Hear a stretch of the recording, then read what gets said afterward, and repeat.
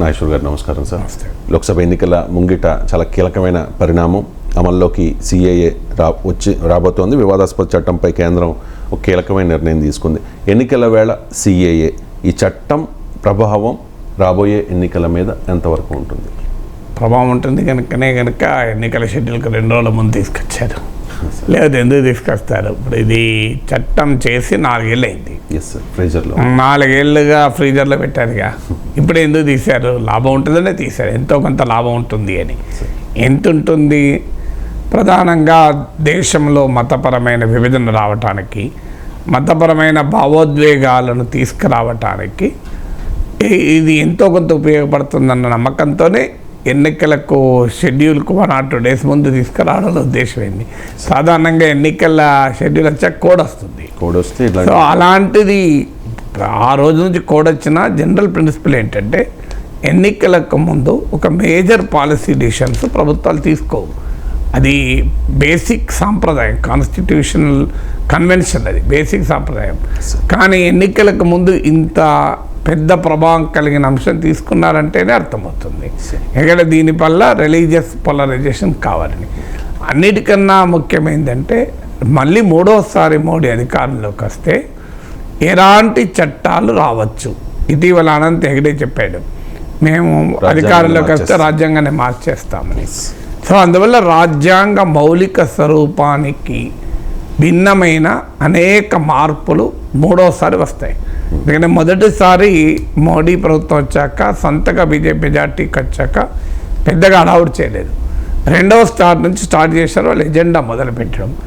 3వసారికి పూర్తి స్థాయిలో BJP ideological ఎజెండాను ఇంప్లిమెంట్ చేస్తారు. అందులో మొదటిది రాజ్యము మతము, దీనికి ఎలాంటి సంబంధం ఉండాలి.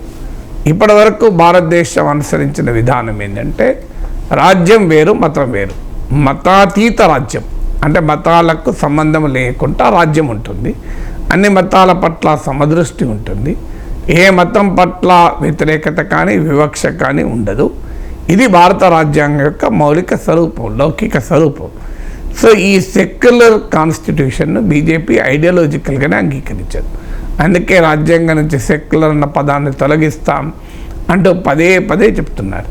రేపు పార్లమెంట్లో మళ్ళీ మెజారిటీ వస్తే అనంత్ కుమార్ హెగ్డే చెప్పి నిజం, 400 సీట్లు వస్తే ఖచ్చితంగా రాజ్యాంగాన్ని సవరణ చేసి సెక్యులర్ అన్న పదాన్ని డ్రాప్ చేసి మొట్టమొదటిసారిగా ఈ చేంజ్ చేస్తారు. సో దానికి లింక్ అయి ఉన్నది సిఏఏ వల్ల భారతదేశంలో ఉన్న హిందువులకు ఎలాంటి నష్టము లేదు, భారతదేశంలో ఉన్న ముస్లింలకు ఎలాంటి ప్రమాదము లేదు. ఎందుకంటే ఇది ఆఫ్ఘనిస్తాన్, పాకిస్తాన్, బంగ్లాదేశ్ నుంచి వచ్చేటువంటి వారికి పౌరసత్వం ఇచ్చే అంశం. అందువల్ల భారతదేశానికి సంబంధం ఉన్న అంశమే కాదు. సో కానీ దీన్ని ఎందుకు తీసుకొస్తున్నారంటే మొదటిసారిగా సిటిజన్షిప్ను రిలీజన్ ఆధారంగా నిర్వచిస్తున్నారు. అది విదేశాల నుంచి వచ్చే వాళ్ళకే కావచ్చు, కానీ రేపు అది దేశంలో కూడా పౌరసత్వానికి ప్రాతిపదిక అయితే అనే అనుమానాన్ని కలగడానికి అవకాశం ఉంటుంది. ఎందుకంటే రాజ్యాంగం అంగీకరించదు పౌరసత్వం మతము లింక్ చేయడానికి. అందువల్ల ఈ సిఏ చట్టంలో ఉన్న మొదటి సమస్య భారత రాజ్యాంగంలోని ఆర్టికల్ 14కి విరుద్ధంగా, లౌకిక రాజ్యాంగ స్వరూపానికి విరుద్ధంగా సో మతాన్ని ప్రాతిపదిక చేస్తారు సిటిజన్షిప్కు. సో ఎనీ మోడర్న్ డెమోక్రసీ ఎక్కడా కూడా religion is not a basis for citizenship. మీరు ఎవరెక్కడైనా చూడండి. ఉదాహరణకు అమెరికాకు అనేక మంది వెళ్తారు, వెళ్ళి చట్టవిరుద్ధంగా ఉండిపోతారు. 6 నెలల తర్వాత రిటర్న్ రారు, అక్కడే ఉండిపోతారు.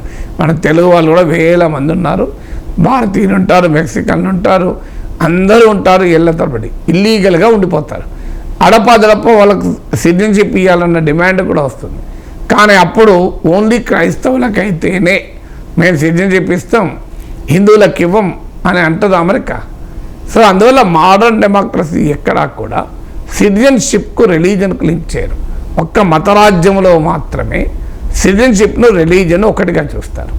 అందువల్ల భారతదేశంలో కూడా సిటిజన్షిప్కు రిలీజన్ ప్రాతిపదికగా నిర్వచించబడుతుంది అంటే మనం మతరాజ్యం వైపుగా అడుగు పెడుతున్నాం. ఇది బీజేపీ యొక్క రాజకీయ విధానం. అది సైద్ధాంతిక దృక్పథమే భారతదేశ లౌకిక రాజ్యంగా ఉండకూడదు, మత రాజ్యంగా ఉండాలని. రెండవది, భారతదేశం ఒక ఏకీకృత దేశంగా ఉండాలి. వికేంద్రీకృత దేశాన్ని బీజేపీ అంగీకరించదు. అందువల్ల రాష్ట్రాలకు అధికారాల్ని బీజేపీ కోరుకోదు. అందువల్ల కేంద్రం మరింతగా బలపడుతుంది. మోడీ అధికారంలోకి వస్తే రాష్ట్రాల హక్కులపైన, రాష్ట్రాల అధికారాలపైన తీవ్రమైన కోత వస్తుంది. ఇది అనేక రూపాల్లో వస్తుంది. పాలనా అధికారాలు మరింతగా రాష్ట్రాల జాబితాలు ఉన్న అంశాలపైన మోడీ ప్రభుత్వం చట్టం చేస్తుంది. ఉమ్మడి జాబితాలు ఉన్న వాళ్ళపైన చట్టం చేస్తుంది. ఆల్రెడీ మొదలైంది మోడీ 2.0లోనే. ఇప్పుడు అగ్రికల్చర్ ఇస్ స్టేట్ సబ్జెక్ట్, కానీ పార్లమెంట్ చట్టం చేసింది. మీరు రాజ్యాంగంలో చూడండి, ఎక్కడైనా అగ్రికల్చర్ క్లియర్గా రాష్ట్రాల జాబితాలో ఉంటుంది. సో రాష్ట్రాల జాబితాలో ఉన్న వ్యవసాయం పైన పార్లమెంట్లో 4 విస్తృత చట్టాలు చేసింది. సో అలా రేపు రాబోయే కాలంలో రాష్ట్రాల పరిధిలో ఉండే అనేక అంశాలపైన కేంద్రం చట్టాలు చేస్తుంది. ఇప్పుడు విద్య పైన నూతన విద్యా విధానం తెచ్చారు, విద్యుత్ పైన నూతన విద్యుత్ చట్టం చేశారు. ఇలా ఉమ్మడి జాబితాలో ఉన్న అంశాలపైన, రాష్ట్రాల జాబితాలో ఉన్న అంశాలపైన మరిన్ని చట్టాలు చేసి రాష్ట్రాల అధికారాలకు ఇంకా కోత విధిస్తారు. మూడవది, రాష్ట్ర ప్రభుత్వాలకున్న ఫైనాన్షియల్ అటానమీ పైన అటాక్ చేస్తారు. ఇప్పటికే మీరు గమనించండి, రాష్ట్రం అప్పు తీసుకోవాలన్నా కూడా మీరు విద్యుత్ సంస్కరణ అమలు చేయాలి. రాష్ట్రం అప్పు తీసుకోవాలన్నా కూడా మీరు ప్రాపర్టీ ట్యాక్స్ పెంచాలి. ఇలా ఫిస్కల్ అటానమీ రాష్ట్రాలకు లేకుండా చేస్తారు. కేంద్రమేమో చెడామడ అప్పులు చేస్తుంది. ఇప్పుడు రాష్ట్రాల మొత్తం అప్పుల కన్నా కేంద్రం చేసిన మొత్తం అప్పులు ఎక్కువ. సో కానీ రాష్ట్రాలకు మాత్రం ఈ రకమైన షరతులు విధిస్తారు. అవసరం వస్తే ఫైనాన్షియల్ ఎమర్జెన్సీ పవర్స్ కూడా వాడతారు ఈసారి. నాలుగవది, గవర్నర్లను ఉపయోగించుకొని తమకు వ్యతిరేకంగా ఉన్న విపక్ష పాలిత రాష్ట్ర ప్రభుత్వాలు పనిచేయరు. డబుల్ ఇంజన్ సర్కార్ అనే నినాదం ఆల్రెడీ ఇస్తున్నారు కనుక ఆల్రెడీ మనం చూస్తున్నాం దేశవ్యాప్తంగా విపక్ష పాలిత రాష్ట్రాల్లో గవర్నర్లు ఏ స్థాయిలో అరాచకంగా ప్రవర్తిస్తున్నారని. సో ఇది మరింతగా పెరుగుతుంది. ఐదవది, రాష్ట్రాలతో పంచుకోవలసిన పన్నులు పెరగకుండా రాష్ట్రాలతో పంచుకోవాల్సిన అవసరము లేని సెస్సులు పెరుగుతాయి. సెస్సులు సెంట్రల్లీ స్పాన్సర్డ్ స్కీమ్స్కు కేంద్రం వాటా తగ్గిస్తారు. సెస్సులు రాష్ట్రాలతో పంచుకొని సెస్సులు పెంచుతారు. అందువల్ల రాష్ట్రాల ఫైనాన్షియల్ రిసోర్సెస్ను దెబ్బతీసి కేంద్రం బలపడుతుంది. మీరు చూడండి. ఇక ఆరవది, 1 నేషన్ 1 పోల్. ఆల్రెడీ చెప్పారు 2029 నాటికి ఒకే దేశము ఒకే ఎన్నికలు తీసుకొస్తాం. దాంతో ఇక రాష్ట్రాల ఎన్నికలు, పార్లమెంట్ ఎన్నికలు ఒకేసారి జరగడం ద్వారా రాష్ట్రాలలో పార్లమెంట్ కేంద్రంలో భిన్నమైన రాజకీయ పార్టీలు అధికారంలోకి రావడాన్ని ఇంటెన్షనల్గా రాజ్యాంగ నిర్మాతలు ఏర్పరిచారు. ఎందుకంటే పవర్ డిస్ట్రిబ్యూట్ కావాలి. అందువల్ల రాష్ట్రాల ఎన్నికలకు ఒక అటానమస్ క్యారెక్టర్ ఉండకూడదు. ఎందుకంటే పార్లమెంట్ ఎన్నికలతోనే పెట్టి జాతీయ రాజకీయాల ప్రభావంతోనే రాష్ట్రాల ఎన్నికలు జరగాలి. ఈవెన్ సర్పంచ్ ఎన్నికలు కూడా జాతీయ రాజకీయాలతోనే జరగాలి. ఆ విధంగా 1 నేషన్ 1 పోల్ తీసుకొస్తారు. ఏడవది, మీరు యూనిఫామ్ సివిల్ కోడ్. ఇప్పటికే ఉత్తరాఖండ్, అస్సాం లాంటి రాష్ట్రాల్లో ప్రయత్నాలు జరిగాయి. ఇది మరింత ఉధృతంగా జాతీయ స్థాయిలో ఉమ్మడి పౌరస్మృతిని తీసుకొస్తారు. మీరు చూస్తుండండి, ఉమ్మడి పౌరస్మృతిని అమలు చేసే దిశగా అడుగులు వేస్తారు. సో 8వది, వ్యవసాయ చట్టాలు మళ్ళీ తెస్తారు. పెద్ద ఎత్తున భారతదేశ వ్యవసాయ మార్కెట్ను బడా కార్పొరేట్ సంస్థలకు అప్పజెప్పేటువంటి, ఆఖరికి కంపెనీలతో రైతుల ఒప్పందాలు కుదుర్చుకుంటే ఆ ఒప్పందం సరిగా అమలు కాకపోతే కోర్టుకు కూడా పోయి హక్కు రైతులకు కూడా చట్టాలు చేశారు. చట్టాలు క్లియర్గా ఉంది, కోర్టు కూడా పోరాదని. సో ఆ రకంగా భారత వ్యవసాయ మార్కెట్, కొన్ని లక్షల కోట్ల వ్యవసాయ మార్కెట్ పైన కొన్ని గుత్త వ్యవసాయ కంపెనీలు, ఇది నీతి ఆయోగ్ CEO ఓపెన్ ఇంటర్వ్యూలో చెప్పాడు, 4 ప్రపంచ స్థాయి మార్కెట్లను తయారు చేయడం ఆ లక్ష్యమని, కంపెనీలను తయారు చేయడం. అలా బడా కంపెనీలను తయారు చేస్తారు. 8వది, దేశంలో పెద్ద ఎత్తున మీకు గుత్త సంస్థలకు అనుకూలమైన ఆర్థిక విధానాలు వస్తాయి. ఇప్పుడు ఆల్రెడీ మీకు 2019 సెప్టెంబర్లో కార్పొరేషన్ ఇన్కమ్ ట్యాక్స్ను 10% తగ్గించారు. అదాని ఆస్తుల విలువ ఏ సరిగ్గా పెరిగాయో చూసాం. అసమానతలు ఏ స్థాయిలో పెరిగాయో చూసాం. 10వది, ప్రెసిడెన్షియల్ డెమోక్రసీ వైపుగా కూడా అడుగుపెట్టినా ఆశ్చర్యపడాల్సింది. ఇప్పటికే మీరు టీవీలో అడ్వర్టైజ్మెంట్ చూడండి, ఎక్కడా బీజేపీ అన్న పదం లేదు. మొత్తం మోడీ మోడీ అన్న పదమే. అందువల్ల ప్రత్యక్ష ఎన్నికలకు పోయినా ఆశ్చర్యపడాల్సింది. పార్లమెంటరీ డెమోక్రసీని మార్చి అది వెంటనే 2029లో జరగకపోవచ్చు, కానీ ఫ్యూచర్లో అది కూడా జరిగే అవకాశం ఉంది. అందువల్ల క్లియర్గా ఇప్పుడు నేను 10 అంశాలు చెప్పాను. భారతీయ జనతా పార్టీ ఐడియాలజికల్ ఎజెండాను పెద్ద ఎత్తున అమలుకు ప్రయత్నం జరుగుతుంది. అందుకు ఒక చిన్న శాంపులే సిఏ. ఇది ఎన్నికలకు ముందు ఒక చిన్న శాంపుల్గా సిఏ తెచ్చారు. ఇప్పటి వరకు భారతదేశం చూడని అనేక పరమైన మౌలిక మార్పులు, భారత రాజ్యాంగం, భారత ప్రజాస్వామిక మౌలిక స్వభావాన్ని మార్చే ప్రయత్నాలు నెక్స్ట్ పాలనలో మోడీ 3.0లో జరుగుతాయి. చివరికి ఇది 1 నేషన్ 1 పార్టీ వైపు వెళ్ళినా ఆశ్చర్యం లేదు. ఎందుకంటే ఈ వేరే పార్టీలే ఉండకుండా ఒక్క పార్టీ ఉంటే సరిపోతుంది అనే దశకు కూడా వెళ్ళినా ఆశ్చర్యం లేదు. Right sir. Telugu Desam, Janasena, BJP ఈ 3 పార్టీలు కూటమిగా ఈసారి ఎన్నికలకు వెళ్ళబోతూ ఉన్నాయి సార్. పొత్తు లెక్క కూడా తేలింది. 17 లోక్సభ, 144 అసెంబ్లీ స్థానాల్లో తెలుగుదేశం పార్టీ, భారతీయ జనతా పార్టీకి అనూహ్యంగా 6 లోక్సభ స్థానాలను కేటాయించారు. 10 అసెంబ్లీ సీట్లు కూడా ఇచ్చారు. ఇక జనసేన పార్టీ 2 పార్లమెంట్ స్థానాల్లో పోటీ చేయబోతోంది. 21కి 24, 21 అయింది సార్. ఇప్పుడు అసెంబ్లీ స్థానాల్లో పోటీ చేస్తుంది జనసేన. ఈ నెంబర్ రాబోయే రోజుల్లో మరింత మారుతుందేమో కూడా చూడాలి. ఇక్కడ భారతీయ జనతా పార్టీ అనుకున్నది సాధించింది. ఆ పార్టీ బలం ఏంటి అనేది అందరికీ ఒక క్లారిటీ ఉంది కదా సార్. అనుకున్నది సాధించింది. టీడీపీ కూడా అనుకున్నది సాధించింది. 17 లోక్సభ, 144 అసెంబ్లీ స్థానాలు. మరి జనసేన ఈ త్యాగం ఎవరి కోసం చేసినట్టు? అంటే జనసేన తీసుకొచ్చింది మోడీ, బీజేపీని తీసుకొచ్చింది జనసేనే కదా. అంతే సార్. తీసుకొచ్చినప్పుడు మరి దానికి మూల్యం చెల్లించుకోవాలి కదా. ఇప్పుడు తెలుగుదేశం బీజేపీల మధ్య పొత్తు కావాలని, పొత్తు కోసం ఆరాటపడి, పొత్తు ఎట్టి పరిస్థితుల్లో ఉంటుందని టీడీపీతో పెట్టుకుంటూ బీజేపీతో బంధం తెంచుకోకుండా ఏకకాలంలో బీజేపీ టీడీపీలతో ఉంటూ వైసీపీ వ్యతిరేక ఓటు చీలకూడదనే కారణం చేత మొదటి నుంచి కూడా కూటమి ఉంటుందని చెప్పిన వ్యక్తి పవన్ కళ్యాణ్. సో అందువల్ల రేపు అవసరానికి త్యాగాలైనా చేయాల్సి వస్తాయి కదా. నువ్వే పట్టుకొచ్చావు కదా. సో నువ్వు తీసుకొచ్చినప్పుడు నువ్వు త్యాగం చేయాలి అని. సో అల్టిమేట్గా బీజేపీకి, జనసేనకు బలమైన అభ్యర్థులు లేరు. అసలు వాస్తవం అది. మీరు చూడండి, ఈ టీడీపీ అభ్యర్థులు ప్రకటించింది, ఇప్పటికీ జనసేన పూర్తిగా అభ్యర్థులను ప్రకటించలేదు. Even today. సో ఎందుకు చాలా నియోజకవర్గాల్లో అభ్యర్థులు లేరు. మీరు తెలుగుదేశం అభ్యర్థులే బీజేపీ, జనసేన అభ్యర్థులుగా రూపాంతరం చెందుతారు. మీరు చూస్తుండండి, బీజేపీకి అభ్యర్థులు లేరు, జనసేనకు అభ్యర్థులు లేరు. సో అల్టిమేట్గా ఈ 2 పార్టీలు పోటీ చేసే స్థానాలని అందుకే చంద్రబాబు నాయుడు పరిమితం చేశాడు. ఎందుకంటే మీకు టికెట్లు, సీట్లు ఇవ్వడం నాకు అభ్యంతరం లేదు, కానీ మీరు గెలవరు అని. పార్లమెంట్ సీట్లు ఎందుకు ఎక్కువ ఇచ్చారంటే ఆటోమేటిక్గా 2 సైమల్టేనియస్ ఎన్నికలు పార్లమెంట్, అసెంబ్లీ కలిసి జరుగుతున్నాయి కనుక ఎలాగూ ఆ అసెంబ్లీ, పార్లమెంట్ నియోజకవర్గంలో 7 టీడీపీ ఎమ్మెల్యే అభ్యర్థులు ఉంటారు. సో టీడీపీ 7 ఎమ్మెల్యే అభ్యర్థుల భారం బీజేపీని గెలిపించడానికి, లేకపోతే బీజేపీకి 6 ఎంపీ సీట్లు పోటీ చేసే సీన్ ఉందా? కామన్ సెన్స్ కూడా చెప్తోంది కదా. 6 సీట్లలో ఏ ప్రాతిపదిక మీద 6 సీట్లు ఇచ్చాడు టీడీపీ? అసలు వాస్తవంగా జనసేనకు 2 సీట్లు ఏంటి, టీడీపీకి బీజేపీకి 6 సీట్లు ఏంటి? అంటే జనసేన కన్నా బీజేపీ బలం 3 రెట్లు ఎక్కువ ఉందా? లేదా బీజేపీకి 1% ఓటింగ్ ఉంది కనుక జనసేన కూడా 1/3 ఉందా? 0.3% ఓటింగ్ ఉందా? సో మన లాస్ట్ ఎలక్షన్ తీసుకుంటే 6-7% జనసేనకు ఓట్లు ఉన్నాయి. సో ఓట్లున్నాయి జనసేనకు, బీజేపీకి లేవు. కానీ జనసేన త్యాగం చేయాలి బీజేపీ కోసం. అలాగే పవన్ కళ్యాణ్ కీలకమైన సమయంలో టీడీపీతో ఉన్నాడు, బీజేపీ కీలకమైన సమయంలో టీడీపీతో లేదు. అసలు చంద్రబాబు నాయుడు అరెస్ట్ సమయంలో కూడా ఒక్క చెయ్యి మోడీ, అమిత్ షా కనుక వేసుంటే చంద్రబాబు నాయుడు జగన్ ముట్టుకునేవాడు కాదు. సో చంద్రబాబు నాయుడును అరెస్ట్ చేయవద్దు అని మోడీ కానీ అమిత్ షా కానీ ఇషారా అంటారు.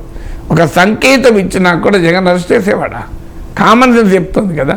అంటే చంద్రబాబు నాయుడు జైల్లో వేయడాన్ని బీజేపీ ఒక రకంగా సమర్థించినట్లే, అంగీకరించినట్లే. వ్యతిరేకించితే అఫీషియల్గా స్టేట్మెంట్ ఇచ్చి వ్యతిరేకించవచ్చు. పోనీ అని చంద్రబాబు నాయుడు అరెస్ట్ చేసినప్పుడు మోడీ ఖండించాడా, అమిత్ షా ఖండించాడా? తీయని మీరు రాష్ట్ర బీజేపీ ఖండించింది, కానీ బీజేపీ జాతీయ నాయకత్వం ఇది అన్యాయము అని కూడా ఒక మాట లే. మీరు అలాంటి బీజేపీతో మరి చంద్రబాబు నాయుడు పొత్తు పెట్టుకుంటున్నప్పుడు సో ఆ బీజేపీ పవన్ కళ్యాణమో రాజమండ్రి సెంట్రల్ జైలుకు పోయి చంద్రబాబుకు అండగా ఉండి తెలుగుదేశం పార్టీకి మనోస్థైర్యం నింపి టీడీపీ శ్రేణులు నిలబడేలా చేసి ఇంత త్యాగం ఇంత స్టాండ్ పవన్ కళ్యాణ్ తీసుకుంటే మోడీ అమిత్ షా కనీసం చంద్రబాబు నాయుడు అరెస్ట్ను ఖండించలేదు. ఒక్క మాట జగన్కు సంకేతం ఇవ్వలేదు అరెస్ట్ చేయకూడదు అని. తన పైన సిబిఐ ఈడీ కేసులు ఉండగా జగన్ మోడీ అమిత్ షా చెప్తే చంద్రబాబు నాయుడు అరెస్ట్ చేస్తారా? కామన్ సెన్స్ చెప్పండి ఈ క్వశ్చన్కి. మీరు అంత ధైర్యం చేయగలడా జగన్? సో అలాంటిది పవన్ కళ్యాణ్ ఏమో అడుగడుగునా చంద్రబాబు నాయుడు నిలబడటానికి టీడీపీ నిలబడటానికి వైసీపీని ఓడించాలనే లక్ష్యంతో కావచ్చు చేస్తే బీజేపీ అడుగడుగున టీడీపీని ఇబ్బంది పెట్టింది. సో అందువల్ల టీడీపీకి ఏ రకంగానూ బీజేపీ సపోర్ట్గా నిలబడలేదు. అలాంటి బీజేపీ కోసం జనసేన ఎందుకు త్యాగం చేయాలి? ఎంత కారణాలు ఉండాలి కదా, ఆన్సర్ ఉండాలి కదా. పోనీ బలం ఉందా అంటే బలం లేదు, రాష్ట్రానికి ప్రయోజనాలు చేస్తున్నట్టు అది లేదు. మరి ఏ ప్రాతిపదిక మీద జనసేన బీజేపీకి త్యాగం చేయాలి? అది పవన్ కళ్యాణే చెప్పాలి. Right sir. ఇప్పుడు బలం లేకుండా భారతీయ జనతా పార్టీ పోటీ చేస్తే 6 లోక్సభ స్థానాల్లో అభ్యర్థులను పెడితే 10 అసెంబ్లీ స్థానాల్లో అభ్యర్థులను పెడితే సార్ ఆ పార్టీ గెలిచే అవకాశం ఉందంటారా? అండ్ ఇక్కడ మెయిన్ ప్రశ్న ఏంటంటే తెలుగుదేశం అండ్ జనసేన ఈ ఓట్ బ్యాంక్ బీజేపీ వైపు మళ్ళుతుందంటారా? అంటే మన దేశంలో సైమల్టేనియస్ ఎలక్షన్ జరిగిన ప్రతిసారి ఇప్పటివరకు ఉన్న డేటా ప్రకారం మోర్ దెన్ 77%, నియర్లీ 77% ఒకే పార్టీకి ఓటేస్తారు. అంటే అసెంబ్లీ పార్లమెంట్ ఎన్నికలు జరిగినప్పుడు ఇక మన ఆంధ్రప్రదేశ్లో అయితే ప్రతిసారి ఒకే పార్టీకి ఓటేస్తారు. అందువల్ల అసెంబ్లీ పార్లమెంట్ ఎన్నికలు ఒకేసారి జరుగుతున్నాయి కనుక టీడీపీ జనసేన ఓటు వేసేవారు బీజేపీకి ఓటు వేయడానికి ఎక్కువ అవకాశం ఉంటుంది. కానీ ఎంత లీకేజ్ ఉంటుంది? డెఫినెట్గా పాసిబుల్, దాంట్లో అనుమానం లేదు. ఎందుకంటే జనసేన నుంచి టీడీపీకి ఓటు బదిలీ అయినంత కూడా టీడీపీ నుంచి జనసేనకు ఓటు బదిలీ కాదు. మీరు కనీసం ఒక 10-15% తక్కువ ఉంటుంది. ఉదాహరణకు జనసేన నుంచి టీడీపీకి ఒక 95% ఓటు బదిలీ అయితే టీడీపీ నుంచి జనసేనకు వచ్చేవరకు 80-85% బదిలీ అవుతుంది. దీనికి కారణం ఏంటంటే జనసేన చిన్న పార్టీ, టీడీపీ పెద్ద పార్టీ. ఆడ ఆల్రెడీ ఎస్టాబ్లిష్డ్ లీడర్స్ ఉంటారు. సో ఎమ్మెల్యే ఆస్పిరెంట్స్ ఉంటారు. మీకు జనసేనలో ఈ ప్రాబ్లం ఉండదు, కొన్ని చోట్ల ఉంటారు. సో వీరు జనసేన రాకని అంగీకరించలేరు. ఎందుకంటే భవిష్యత్తులో కూడా ఈ పొత్తుంటే తమ శాశ్వతంగా అవకాశం లేకుండా పోతుందని. సో అందువల్ల కంపారిటివ్లీ ఎంతో కొంత టీడీపీ తక్కువ ఉంటుంది. ఇక ఈ 2 పార్టీ నుంచి బీజేపీకి ట్రాన్స్ఫర్, జనసేన టు బీజేపీ అయినా కొంత ట్రాన్స్ఫర్ కావచ్చు. ఎందుకంటే పవన్ కళ్యాణ్ మొదటి నుంచి ఎన్డీఏలో ఉన్నాడు. పవన్ కళ్యాణ్ పట్ల జాతీయ బీజేపీ నాయకత్వం గౌరవం ఇచ్చింది. సో బీజేపీ జనసేన కలిసే చాలా ఏళ్ళుగా ఉన్నాయి కనుక ఆ ప్రాబ్లం రాకపోవచ్చు. కానీ TDP to BJP vote transfer కావడం ఒక ఛాలెంజింగ్గా ఉండే అవకాశం ఉంటుంది. ఎందుకు అవకాశం ఉంటుంది? ఇప్పటిదాకా మనం అనుకుంటున్న అనేక ప్రశ్నలు తెలుగుదేశం శ్రేణుల్లో మనసులో ఉంది. టీడీపీ శ్రేణుల్లో ఎవరు కూడా బీజేపీతో పొత్తును ఆహ్వానించడం లేదు, ఎక్సెప్ట్ చంద్రబాబు నాయుడు. లోకేష్ కూడా ఆహ్వానిస్తడం లేదో నాకు తెలియదు. ఒక్క చంద్రబాబు నాయుడు డిసిషన్ మాత్రమే. టీడీపీలో పోలిట్ బ్యూరో నుంచి మొదలుకొని దిగువ స్థాయి వరకు బీజేపీతో పొత్తును ఒప్పుకోవడం లేదు. ఎందుకు ఒప్పుకోవడం లేదు? బీజేపీకి 1% ఓటు లేదు. బీజేపీ రాష్ట్రానికి ఏం చేసింది? మనమే ప్రత్యేక హోదా విభజన హామీల మీద బీజేపీని అనరాని మాటలు అన్నాం కదా. ఇప్పుడు బీజేపీకి ప్రజలు ఓటు వేయమని ఎలా చెప్పాలి? ఎందుకు ఓటు వేయని చెప్పాలి? అలాగే బీజేపీ అమరావతికి అండగా నిలవలేదు కదా. కేంద్ర ప్రభుత్వం చేతులు ఎత్తేసింది అమరావతి విషయంలో. చంద్రబాబు నాయుడు అరెస్టు విషయంలో కూడా కనీసం మోడీ అమిత్ షాలకు ఖండించలేదు కదా. ఒకవేళ ఒక్క మాట అమిత్ షా ఇషారా ఇచ్చుంటే, సంకేతం ఇచ్చుంటే జగన్ చంద్రబాబును అరెస్ట్ చేసేంత ధైర్యం చేసేవాడా? చంద్రబాబు 4 రోజులు జైల్లో పెట్టి ఆయన అంత అవమానిస్తుంటే బీజేపీ జాతీయ నాయకత్వం ప్రేక్షక పాత్ర వహించలేదా? జగన్ ప్రభుత్వానికి ఇన్ని రకాలుగా సహకారం ఇవ్వలేదా? చెడామడా జగన్ ప్రభుత్వం అప్పులు చేసి పథకాలు అమలు చేస్తుంటే కేంద్రం అండగా లేదా? కేసీఆర్ ప్రభుత్వానికి రిస్ట్రిక్ట్ చేసినంత కూడా జగన్ ప్రభుత్వం రిస్ట్రిక్ట్ చేశారా? పోలవరం ఇప్పటికీ పూర్తి కాలేదు కదా. అసలు ఏ విషయంలో జగన్ను కేంద్రం నియంత్రించింది? ఇప్పటికీ కూడా కేంద్ర ప్రభుత్వ బీజేపీకి జగన్కు సంబంధాలు ఉన్నాయి కదా. సో అలాంటి పార్టీతో ఎందుకు పొత్తు అన్నది టీడీపీ సర్కిల్స్. నేను టీడీపీని అడగండి, మీరు సర్వే చేయడం కావాలంటే నేను వివిధ సర్వేలను చూసి చెప్తున్నాను. సర్వేలలో తెలుగుదేశం ఓటర్లు వ్యక్తం చేస్తున్న అభిప్రాయం ఇది. మేము ఎందుకు మాకు బీజేపీతో పొత్తు అని అంటే అందువల్ల ఇప్పుడు Chandrababu Naidu has to walk extra mile. BJP పోటీ చేసే చోట ఓట్ల బదిలీ జరపడానికి ఆయన ప్రత్యేకమైన ప్రయత్నం చేయాలి. లేకపోతే రాబోయే కాలంలో మనస్పర్ధలకి కారణమవుతుంది. ఎందుకంటే మాకు సీట్లు ఇచ్చారు కానీ మమ్మల్ని ఓడించారు అని. సో ఆ చెడ్డ పేరు కూడా తెలుగుదేశం తెచ్చుకోవాల్సి వస్తుంది. దీనికి తోడు బీజేపీ అంటే ఓటు వేయని వర్గాలు ఉంటాయి. వారు బీజేపీతో పొత్తు పెట్టుకున్నందుకు టీడీపీ జనసేనకే వేస్తారా లేదా అని అనుమానం. అలాంటప్పుడు బీజేపీకి ఎట్లా ఓట్లేస్తారు? సో అందువల్ల ఈ ఫ్యాక్టర్స్ అన్నీ డెఫినెట్గా ఈ అలయన్స్ ఉంటాయి. ఎందుకంటే ఇది నేచురల్ అలయన్స్ కాదు.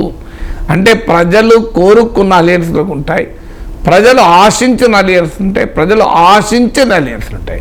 నేను చాలాసార్లు చెప్పాను, ఇందిరాగాంధీ ఎమర్జెన్సీ పెట్టినప్పుడు దానికి వ్యతిరేకంగా పరస్పర విరుద్ధ సిద్ధాంతాలు కలిగిన సోషలిస్టులు జనసంఘీయులు కలిసి జనతా పార్టీకి ఏర్పాటయ్యారు. అయినా ప్రజలు ఆహ్వానించారు. ఎందుకంటే ఎమర్జెన్సీ చీకటి రోజుల నుంచి బయటపడటానికి ఎవరితోనైనా కలవాలి అన్నారు. అందువల్ల జనతా పార్టీ అపూర్వమైన విజయాన్ని సాధించింది. చంద్రబాబు నాయుడు ప్రపంచ బ్యాంక్ ఆర్థిక విధానాలు అమలు చేస్తుంటే దానికి వ్యతిరేకంగా కాంగ్రెస్ వామపక్షాలు విడివిడిగా పోరాడాయి, కలిసి కూడా పోరాడాయి. సో ఆ సమయంలో ఈ ఆర్థిక విధానాన్ని తీవ్రంగా వ్యతిరేకించిన ప్రజలు చంద్రబాబు నాయుడు కాంగ్రెస్ కమ్యూనిస్టులు కలిస్తే ఆహ్వానించారు, కాంగ్రెస్ టీఆర్ఎస్ కలిస్తే ఆహ్వానించారు. అదే జనం 2009లో టీడీపీ టీఆర్ఎస్ అలయన్స్ తిరస్కరించారు. అందువల్ల ప్రజలు కోరుకుంటున్నారా ఇవాళ ఎట్టి పరిస్థితుల్లో బీజేపీ టీడీపీ కలవాలి అని? ప్రజలు ఎక్కడన్నా కోరుకుంటున్నారు. ప్రజలు కాదు, టీడీపీ సర్కిల్తో కోరుకోలే, బీజేపీలో కూడా మెజారిటీ కోరుకోవడం లేదు. మాకు నష్టము తెలుగుదేశంతో. ఎందుకు నష్టం అంటే టీడీపీతో పొత్తులో గెలిచిన ఏ నాయకుడు బీజేపీలో లేడు. మీకు పాత రోజుల్లో చూడండి, దొరబాబు అని ఒక ఎమ్మెల్యే గెలిచాడు, ఆయన బీజేపీలో ఇప్పుడు లేడు. సత్యనారాయణరావు అనే ఒక ఎంపీ గెలిచాడు, ఆయన బీజేపీలో లేడు. ఆకుల సత్యనారాయణ రాజమండ్రి నుంచి బీజేపీ తరఫున పొత్తులో గెలిచాడు, ఆయన ఇప్పుడు లేడు. మీరు లిస్ట్ కృష్ణరాజు తర్వాత వెళ్ళిపోయాడు. మీరు ఒక్కరు కాదు, మీరు బీజేపీ టీడీపీ అలయన్స్లో గెలిచిన ఏ ఒక్క నాయకుల్లో 100-95% మంది వెళ్ళిపోయారు పార్టీ నుంచి. అందువల్ల బీజేపీ కూడా తెలుసు, బీజేపీలో ఉన్న లాయల్ క్యాడర్కు మన పార్టీ తరఫున టీడీపీ పొత్తులో గెలిస్తే వాడు మిగలడు. ఎందుకంటే సొంత పార్టీ సొంత బలంతో గెలిచిన వాళ్ళకి కారు వాళ్ళు. ఇప్పుడు బీజేపీలో తెలంగాణలో వచ్చిన వివేక్ వెంకటస్వామి, కోమటిరెడ్డి రాజగోపాల్ రెడ్డి, విజయశాంతి వెళ్ళిపోలేదా? సో ఇప్పుడు ఈ పార్లమెంట్ ఎన్నికల తర్వాత ఇంకెవరు వెళ్తారో తెలుస్తుంది మనకు. సో అందువల్ల ఇప్పటికీ ఈట రాజేందర్ మల్కాజ్గిరిలో సీటు ఇవ్వకపోతే ఏమయ్యేదో తెలిసేది. అందువల్ల ఒరిజినల్ బీజేపీ వాళ్ళలో ఏమో బాగా వ్యతిరేకత ఉంది. మనం అనవసరంగా టీడీపీతో పొత్తు పెట్టుకుంటున్నాం, చంద్రబాబు నాయుడును మళ్ళీ ముఖ్యమంత్రి చేస్తాం, బలహీనపడుతున్న తెలుగుదేశానికి మనమే బలం పోస్తాం. రేపు మనకు ఎక్కడ అవకాశం ఉంటుంది, టీడీపీ వైసీపీ వీళ్ళిద్దరైనా. సో మాకు అవకాశం ఉండదు కానీ బీజేపీలో కూడా ఇష్టం ఉంది. అందువల్ల రెండు పార్టీల్లోనూ అయిష్టత ఉంది, ప్రజలు కోరుకోవడం లేదు. ఇది అన్నేచురల్ అలయన్స్. ఒకటే ఏంటంటే ప్రాతిపదిక మోడీ పట్ల సానుకూలత దేశంలో ఉండడము, జగన్మోహన్ రెడ్డి ఓడించాలనే లక్ష్యము అనే అంశాన్ని జనంలోకి తీసుకెళ్ళగలిగారు. ఈ రెండు అంశాల కారణరీత్యా ఇతర ప్రతికూలతలన్నింటినీ అధిగమించి ఈ కూటమిలో ఓట్ల బదిలీ జరుగుతుందని వాళ్ళు ఆశిస్తున్నారు.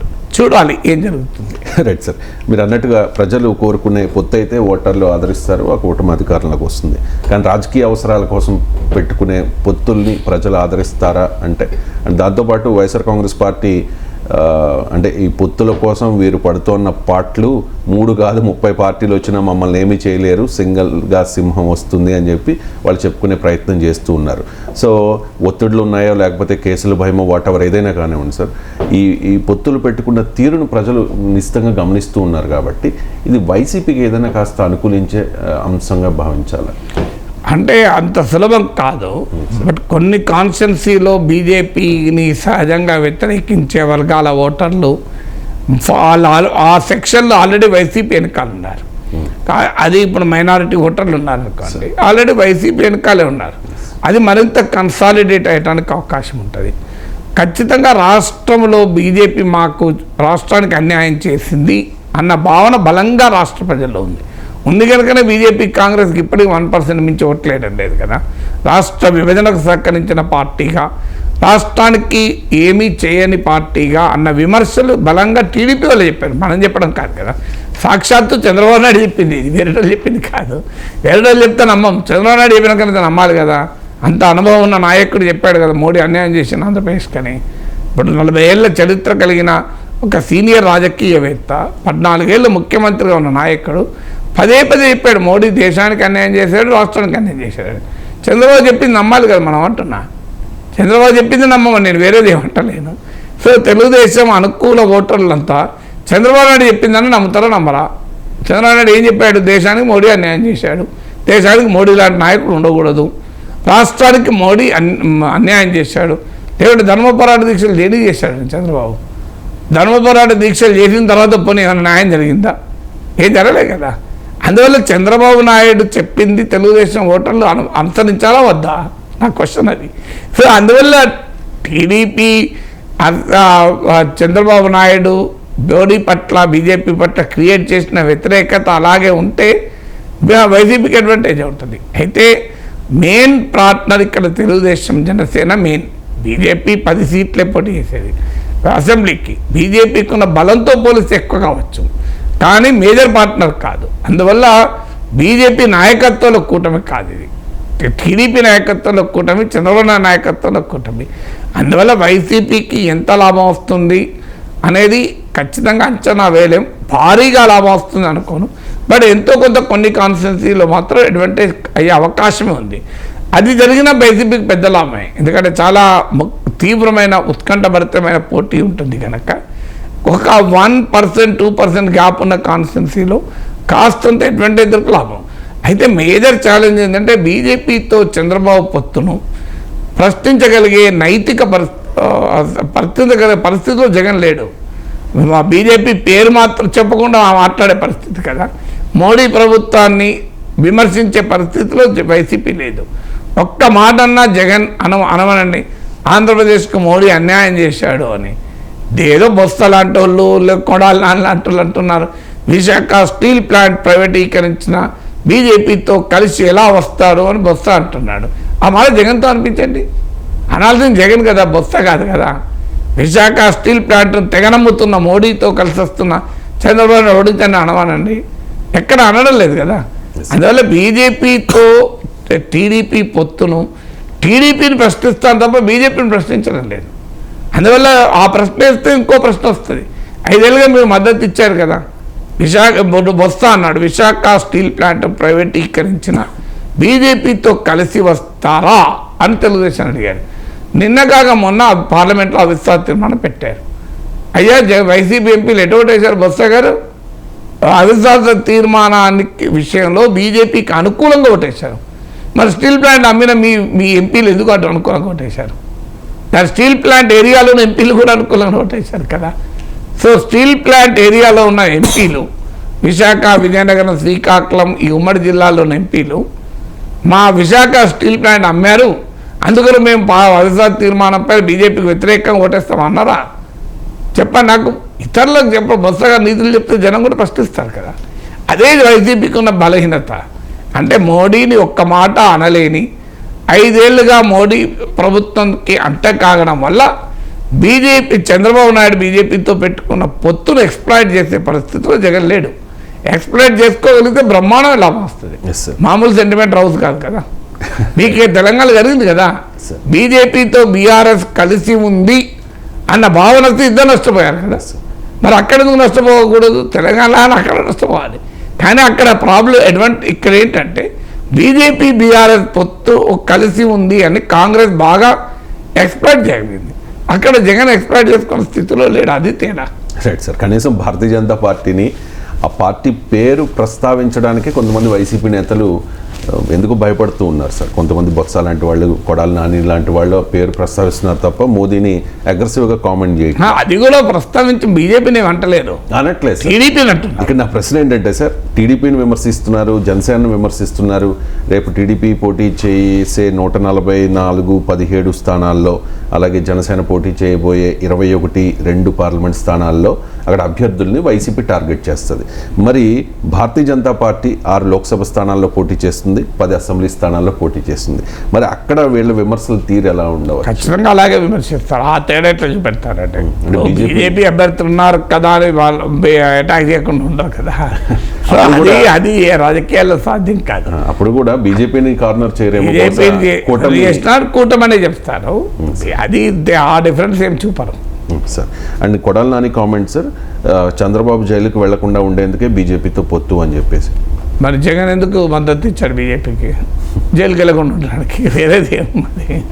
సో అటు చంద్రబాబు నాయుడు అయినా ఇటు జగన్ అయినా జైలుకి వెళ్ళకుండా ఉండడానికి కదా బీజేపీతో పొత్తు. వేరే రీజన్ ఏముంటే ప్రాతిపదిక అలా ఏదైనా మీకు పొత్తు కూడా కాదు, పక్క పెట్టండి. 5 ఏళ్లుగా కొడాలి నాని చెప్పాల్సింది, అయ్యా వైసీపీ ఎంపీలు బీజేపీకి వ్యతిరేకంగా ఓటేసానా చెప్పండి. పోనీ వైసీపీ ఎంపీలు టీడీపీ ఎంపీలు డిఫరెంట్గా ఓటేసింది ఒక ఉదాహరణ చెప్పండి. సో ఢిల్లీ సర్వీసుల బిల్లు అంటే ఒక ఢిల్లీ రాష్ట్రానికి అధికారాలు ఉండొద్దు అని ఒక ప్రాంతీయ పార్టీగా ఉన్న వైసీపీ టీడీపీలు రాష్ట్రాలకు అధికారాలు లేకుండా చేస్తే బిల్లుకు మద్దతు ఇచ్చారు. ఇంతకన్నా న్యాయం ఏంటి? ప్రాంతీయ పార్టీలను దెబ్బతీస్తానికి 1 నేషన్ 1 ఎలక్షన్లో సమర్థించారు. ఆఖరికి 2019 ముందు 2 పోటీ పడి అవిశ్వాస తీర్మానం పెట్టిన వాళ్ళు ఈ మధ్య అవిశ్వాస తీర్మానంలో బీజేపీకి అనుకూలంగా ఓటేశారు. మరి జగన్మోహన్ రెడ్డి దేనికి భయపడి ఓటేశారు చెప్పండి? ఇప్పుడు కొడాలి నాని చంద్రబాబు నాయుడు అంటున్నాడు, కరెక్ట్, అది నేను కాదని అంటలేను. మరి జగన్మోహన్ రెడ్డి భయమే లేదు కదా, ఎందుకు మరి మోడీని వ్యతిరేకించలేదు? స్టీల్ ప్లాంట్కు ప్రైవేటీకరిస్తున్నారు కనుక మేము మీకు అవిశ్వాస తీర్మానానికి అనుకూలంగా బీజేపీకి వ్యతిరేకంగా ఉంటామని అన్నారా? పోనీ తటస్థంగా ఉన్నారా? కనీసం వైసీపీ ఎంపీలు ఈ 5 ఏళ్లలో మోడీ ప్రభుత్వ విధానాలపైన తటస్థంగానైనా ఉన్నారా చెప్పండి. తమకు డైరెక్ట్గా ఓట్లు పోతాయనుకున్న సిఏ లాంటి పార్టీ పైన వ్యతిరేకించవచ్చు, నేను కాదనంట నేను. కానీ అనేక విషయాల్లో మోడీకి అనుకూలంగానే 2 పార్టీలు ఉన్నాయి కదా. సో అందువల్ల 2 పార్టీలు కూడా మరి జైలుకు పోతారన్న అనుమానమే. సో అందువల్ల జరుగుతున్న తతంగమే అది. మోడీ చేతిలో సిబిఐ ఉంది, ఈడీ ఉంది, సో ఐటీ ఉంది. రాజకీయ నాయకులు తప్పులు చేయకుండా ఉండరు, ప్రతి రాజకీయ పార్టీ నాయకులు అది. అందువల్ల కేసీఆర్ భయపడ్డా, మోడీ భయపడ్డా, చంద్రబాబు భయపడ్డా ఇదే కారణం, ఇంకే కారణం ఉంటుంది. హేమంత్ సోరెన్ భయపడిన లోపలేసిండ్రు, మనీష్ సిసోడిని లోపలేసిండ్రు. సో మనకు కూడా ఇదే పరిస్థితి రాకుండా ఉండాలన్న భయం ఉంటుంది. ఇంకా వేరే భయం ఉంటుంది. నాగేశ్వర లాంటి ఏ భయం ఉండదు, రవిశంకర్ లాంటి ఏ భయం ఉండదు, ఎందుకంటే మనం ఏం చేయలే కనుక. సో నేను అందువల్ల ఇది క్లారిటీగా మనకు అర్థం కావాల్సింది. కేంద్ర సంస్థల చేతిలో ఉన్నాయి, ఎక్కడ ఏం చేస్తారన్న భయం 2 పార్టీలకు, 2 నాయకులకు. లేకపోతే చంద్రబాబు నాయుడు బీజేపీకి ఉన్న బలం ఎంత, బీజేపీ అవసరం ఏంటి, జగన్మోహన్ రెడ్డి ఎందుకు ఉపయోగించుకుంటాడు? బ్రహ్మాండమైన అవకాశం కదా. సో చూడండి, రాష్ట్రానికి ఇంత అన్యాయం చేసిన ఈ పార్టీని దొడిదారిన చంద్రబాబు నాయుడు భుజం మీద ఎక్కి వస్తోంది, ఓడించండి అని అనొచ్చు కదా. అనే ధైర్యం ఎందుకు చేయడం లేదు? అందరికీ అదే భయం. Right sir. ఇక నమస్తే తెలంగాణలో ఇవాళ బ్యానర్ ఐటమ్గా ఒక వార్త వచ్చింది సార్, భట్టికి చిన్న పీట అని చెప్పి. సో యాదగిరి నరసన్న సన్నిధిలో డిప్యూటీ సీఎంకు ఘోర అవమానం జరిగింది అని చెప్పి. ఒకసారి ఈ ఫోటో కనుక ఒకసారి ప్లే చేయండి. ఆ ఫోటో చూస్తే కానీ సార్, ఆ ఫోటోలో అందరికీ ఉత్తమ్ కుమార్ రెడ్డి, రేవంత్ రెడ్డి సతీమణికి, అలాగే ఉత్తమ్ కుమార్ రెడ్డికి ఈక్వల్గా ఉన్న పీటలు వేశారు సార్. ఆ పక్కన కొండా సురేఖ, ఈ పక్కన భట్టి విక్రమార్క, వీళ్ళిద్దరికీ కూడా చిన్న పీటలు వేశారు sir. So Bhatti Vikramarka priority తగ్గుతోంది, ఇంపార్టెన్స్ తగ్గుతోంది, ఆయన కావాలని చెప్పి తగ్గిస్తూ ఉన్నారు అని చెప్పి. అండ్ రీసెంట్గా ఒక ఫోటో కూడా తొలగించారట సార్. మొన్న ఫోటో తొలగించారు, నేడు చిన్న చూపు అని చెప్పి. ఈ అంశాన్ని బీఆర్ఎస్ చాలా అగ్రెసివ్గా కార్నర్ చేస్తోంది. రేవంత్ క్షమాపణ చెప్పాలని ఆర్ఎస్ ప్రవీణ్ కుమార్ డిమాండ్ చేస్తున్నారు. కాంగ్రెస్ నిజస్వరూపం ఇది, దళితులపై చిన్న చూపని బాల్క సుమన్ కామెంట్ చేస్తున్నారు. దళితులు బీసీలపై కాంగ్రెస్ది ఇది వివక్ష అని చెప్పి కవిత కామెంట్ చేస్తున్నారు. ఈ అంశాన్ని అంత పెద్దగా చూడాల్సిన అవసరం ఉందండి. అంటే స్మాల్ ఈజ్ బ్యూటిఫుల్ అనుకోవచ్చు. అందువల్ల ఇప్పుడు భట్టి విక్రమార్కే నిరసన వ్యక్తం చేయలే, ఆయనకు లేని ప్రాబ్లం మనకెందుకు, వేరే వాళ్ళకి ఎందుకు? సో ఆయన ఎక్కడైనా అసంతృప్తి వ్యక్తం చేశాడా? సో అందువల్ల అది అక్కడ ఏం జరిగిందో మనకు తెలియదు. ఆ పీటల వ్యవహారం మరి ఎవరికి ఏ పీట కన్వీనియంట్ ఉన్నదో మనకు తెలియదు. మనుషుల ఆ సైజులను బట్టి పీటలు ఉండొచ్చు, సందర్భం బట్టి ఉండొచ్చు, కొన్నిసార్లు ఏ రీజన్ లేకుండా కూడా ఉండొచ్చు. అందువల్ల ఆ పీటలు అలా ఎందుకు వేశారో నేను చెప్పలేను, నాకు తెలియదు. కానీ comparison letters make a small comparison. KCR ముఖ్యమంత్రి అయిన రోజుల్లో రాజయ్య ఉప ముఖ్యమంత్రి ఉండే, అలాగే కడియం శ్రీహరి ఉప ముఖ్యమంత్రిగా ఉండే, ఇద్దరు ఎస్సీలు ఉప ముఖ్యమంత్రిగా ఉన్నారు. ఇప్పుడు రేవంత్ రెడ్డి ముఖ్యమంత్రిగా ఉన్నప్పుడు బట్టి విక్రమార్క ఉప ముఖ్యమంత్రిగా ఉన్నాడు.